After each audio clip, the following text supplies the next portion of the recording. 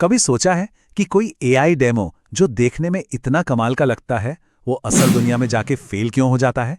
आज हम इसी सफर को समझेंगे। एक शानदार पायलट से एक भरोसेमंद प्रोडक्शन रेडी सिस्टम बनाने तक का सफर।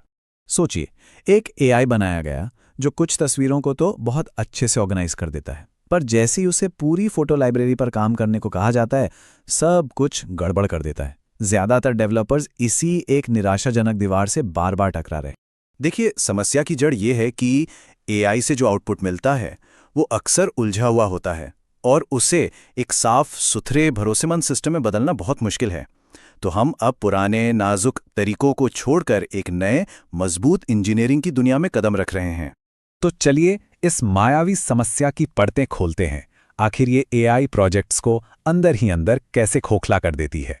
ये कुछ ऐसा है मानो एक बहुत ही क्रिएटिव लेखक को एक इंजीनियरिंग का ब्लूप्रिंट बनाने के लिए कहा गया हो। वो एक खूबसूरत कहानी तो दे सकता है, लेकिन वो सटीक स्ट्रक्चर्ड जानकारी नहीं दे पाएगा जिसकी असल में जरूरत है। अच्छा, अब यहाँ से चीजें सच में दिलचस्प होने वाली हैं। ये जो गलतियां होती हैं, ये सिर्फ कोई रैंडम गलती नहीं है। इसका एक खास नाम है, और ये नाम हमें इस समस्या की असली कीमत समझने में मदद करेगा। इसे कहते हैं नॉलेज कॉन्फ्लिक्टिंग हैलुसिनेशन।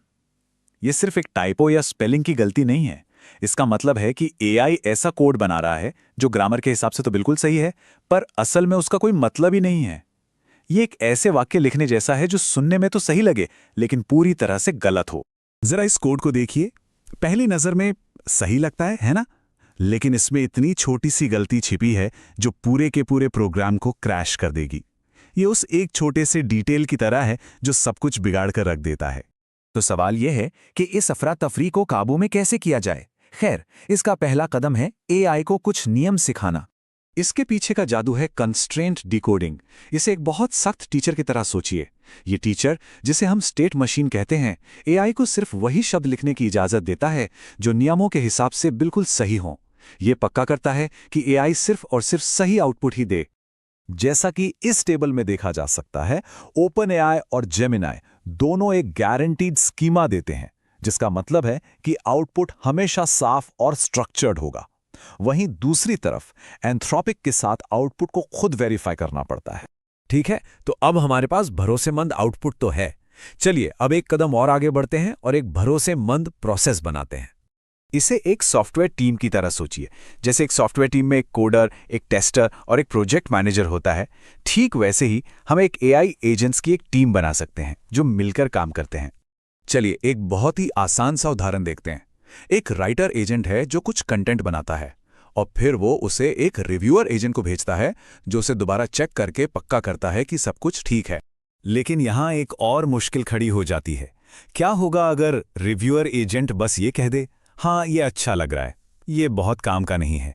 हमें ये सुनिश्चित करने के लिए एक ज्यादा भरोसेमंद तरीके की जरूरत है कि सब कुछ सही है। और यहीं पर असली जादू होता है। जब हम स्ट्रक्चर्ड आउटपुट को एजेंट वर्कफ्लो के साथ मिलाते हैं, तो एक ऐसा सिस्टम बनाया जा सकता है जो अपनी गलतियों को खुद ब खुद ठीक कर सकता है। एक स्टडी में रिसर्चर्स ने एक क्वालिटी कंट्रोल एजेंट बनाया जो एआई के बनाए कोड की जांच करता है और किसी भी गलती को अपने आप ठीक कर देता है। है ना कमाल की बात? और नतीजे चौंकाने वाले हैं। इस सिस्टम ने लगभग 100% गलतियों का पता लगाया और उनमें से 3/4 से ज्यादा को खुद ही ठीक भी कर दिया। ये एक ऐसे बिल्ट इन प्रूफ रीडर की तरह है जो कभी कोई गलती करता ही नहीं। तो हमने एक लंबा सफर तय किया है ना? सिर्फ एआई से बात करने से आगे बढ़कर एक ऐसा सिस्टम बनाने तक जो खुद को ठीक कर सकता है। ये एआई के साथ काम करने के तरीके में एक बहुत बड़ा बदलाव है। आखिर में एक भरोसेमंद एआई बनाने का मतलब सिर्फ एक चालाक मॉडल बनाना नहीं है, बल्कि उसके चारों ओर एक मजबूत और लचीला सिस्टम बनाना है।